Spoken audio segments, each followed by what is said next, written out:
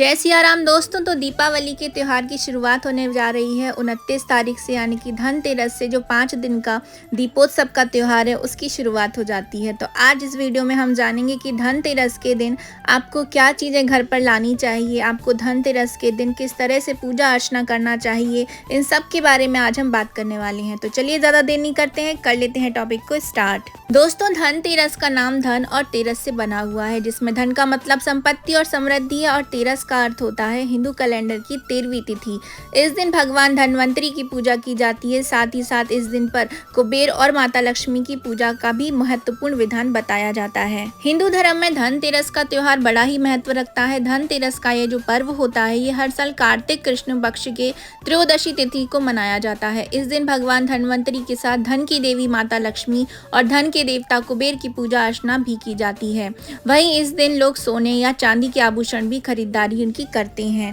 धनतेरस को धन त्रयोदशी के नाम से भी जाना जाता है। धनतेरस के दिन भगवान धनवंतरी की पूजा की जाती है। वैसे तो धनतेरस के दिन सोना चांदी लेने की परंपरा है। कई सारे लोग बर्तन भी खरीदते हैं। इस दिन खरीदारी करना बेहद ही शुभ माना जाता है, लेकिन उसको शुभ मुहूर्त में करना चाहिए। मान्यता है कि धनतेरस के दिन खरीदी गई चीजों में 13 गुना वृद्धि होती है और जीवन में धन वैभव की प्राप्ति होती है। इसीलिए सोना चांदी के सिक्के या जेवर खरीदने की परंपरा सदियों से चली आ रही है। पंचांग के अनुसार इस वर्ष धनतेरस पूजन के लिए महज आपको 1 घंटा 42 मिनट का समय ही मिलेगा।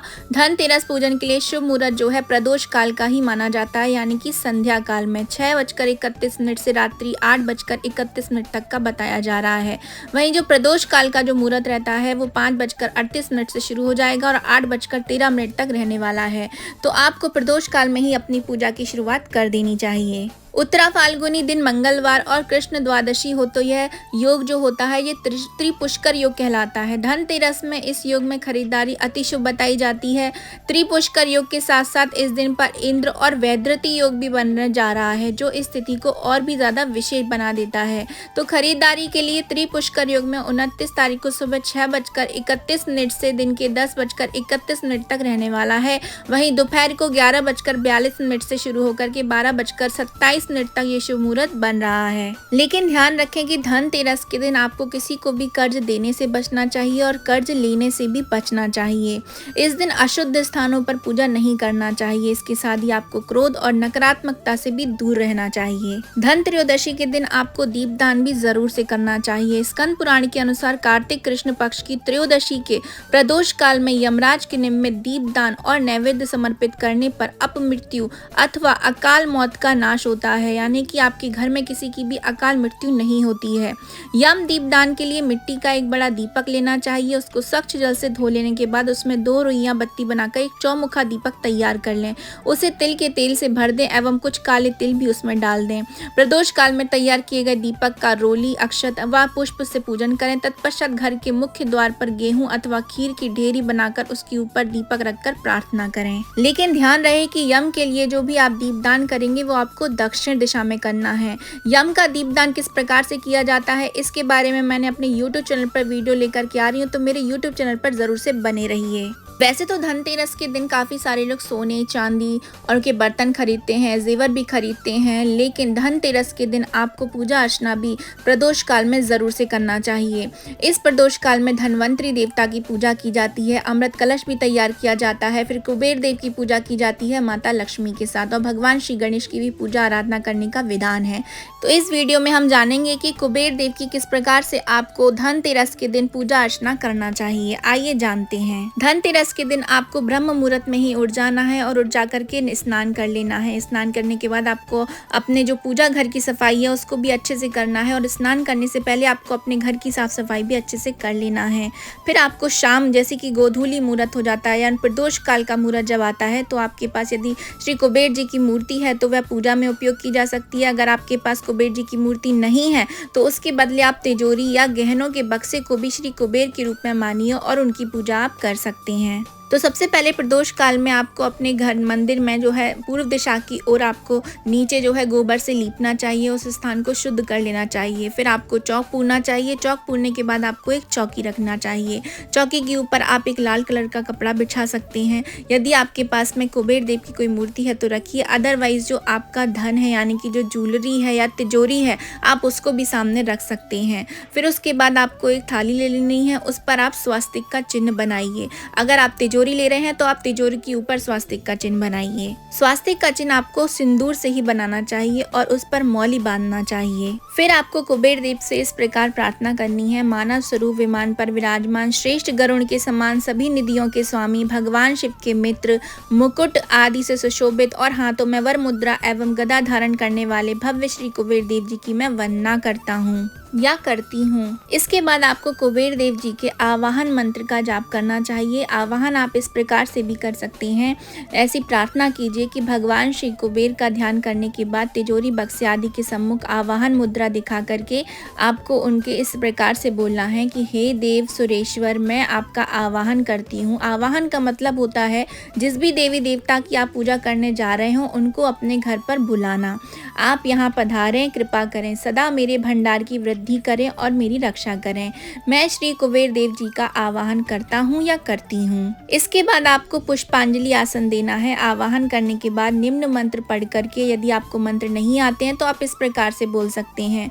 श्री कुबेर देव के आसन के लिए 5 पुष्प अंजलि में लेकर के अपने सामने तिजोरी, बक्से आदि पर आपको छोड़ देना चाहिए। फिर इस प्रकार बोलें कि हे देवताओं के ईश्वर, विविध प्रकार के रत्न से युक्त स्वर्ण सज्जित आसन को प्रसन्नता हेतु ग्रहण करें। भगवान श्री कुबेर के आसन के लिए मैं 5 पुष्प अर्पित करता हूँ या करती हूँ। इसके बाद आपको चंदन, अक्षत, पुष्प, धूप, दीप नैवेद्य से भगवान श्री कुबेर का पूजन निम्न मंत्रों द्वारा से करना चाहिए। ये वाले जो मंत्र हैं वो मैं नीचे डिस्क्रिप्शन बॉक्स में आपको दे दूंगी, तो आप उसको वहां से पढ़ सकती हैं। तो पहला मंत्र कुछ इस प्रकार है। ओम श्री कुबेराय नमः पादयो यानी कि पादम समर्पयामि।